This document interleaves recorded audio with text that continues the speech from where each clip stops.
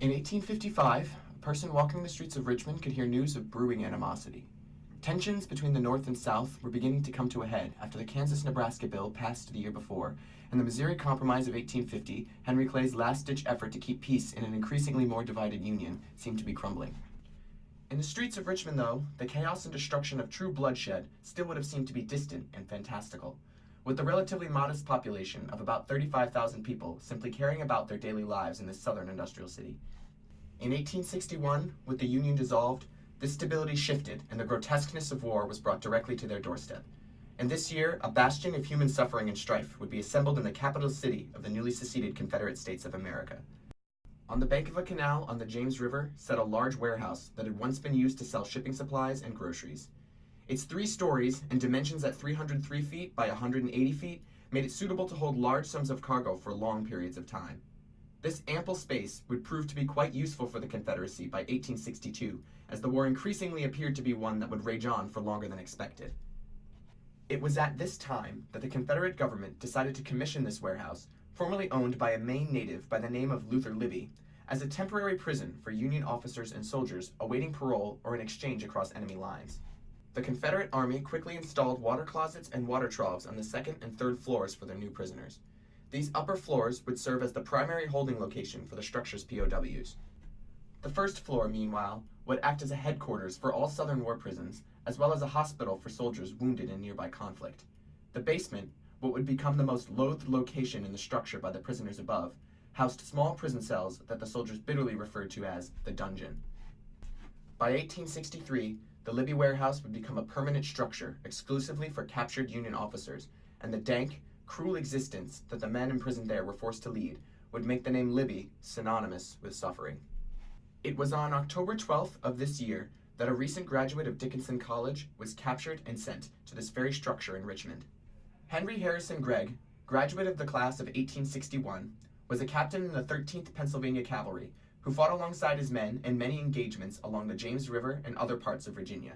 According to an account by Sergeant Rudy, another member of the cavalry, in a brief skirmish in Sulphur Spring, Virginia, shortly before the unit engaged the enemy at the Battle of Rappahannock Station, Gregg was taken prisoner and not seen again until his release.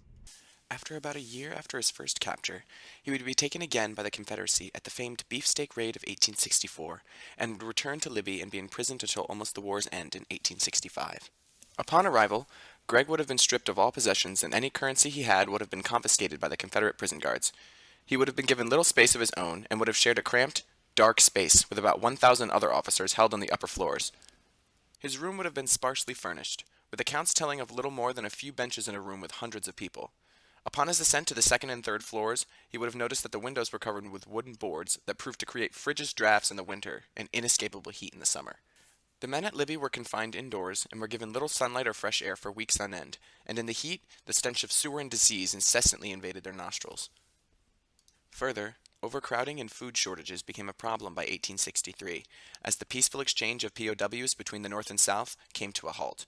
Hunger, fatigue, and disease quickly struck many of these men and took some of their lives. Of the diseases, diarrhea, dysentery, typhoid, and pneumonia were among the most common. Some prisoners, like Gregg, would be permanently maimed or broken by the conditions they endured in this prison, and the diseases they contracted doing so. At night, whilst the prisoners attempted to sleep in the little space provided to them, the grief-ridden cries of frustration, longing, and misery would echo in the crowded warehouse. Despite the debilitating physical conditions and distance from their families, often the biggest complaint by men in Libby prison was the pervasive boredom. In a diary by Colonel Frederick Barlston, he describes how his entire existence in Libby felt like an attempt to escape the monotony of prison life. He said, quote, "There was an excitement to this type of living, always rushing to and fro. This rushing that Barlston describes refers to a battle that these soldiers had in combating boredom. Because many of these men were educated before arriving to Libby, unlike many other prisons, Libby prisoners often escaped boredom by teaching each other what they knew. Prisoners learned languages and history, wrote poems, drew sketches, and, luckily for historians, wrote down their experiences articulately.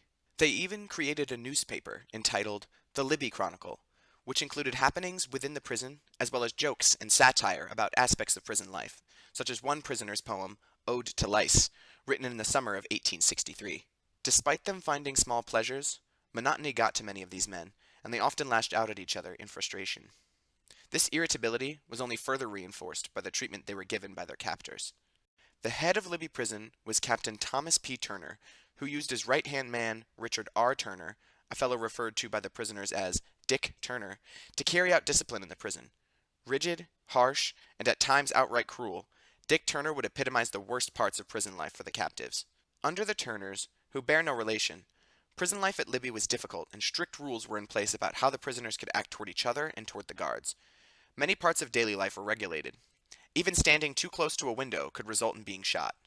Resistance, thus, was very subtle, with prisoners smuggling in minor contraband or messages written in onion oil that would only appear in intense heat. Most of these tactics, however, were discovered by Turner and his men and were swiftly punished. The famed prison break of February of 1864 would be the only successful major resistance by the prisoners throughout the prison's operation. After months of secret meetings and planning, several prisoners managed to dig a 60-foot tunnel from the basement to a small building across the street. In a space just barely large enough to crawl in, over 100 of these men escaped, and at least half made it all the way to their homes across the Mason-Dixon line. After years of operation during the war, the prison began to wind down in the March of 1864. Many prisoners were shipped to other POW camps, and Libby became primarily a temporary holding location.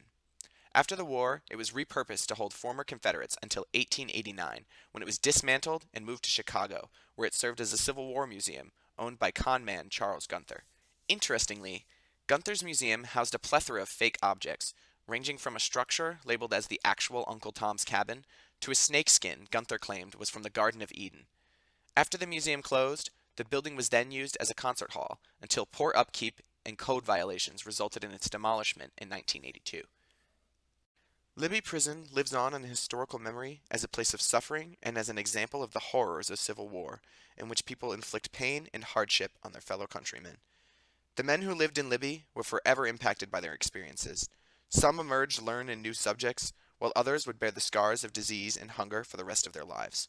The mental, physical, and emotional toll of prison camps during the Civil War is often neglected, but incredibly important in studying not only the time period, but also in understanding humanity during times of such frustration and pain.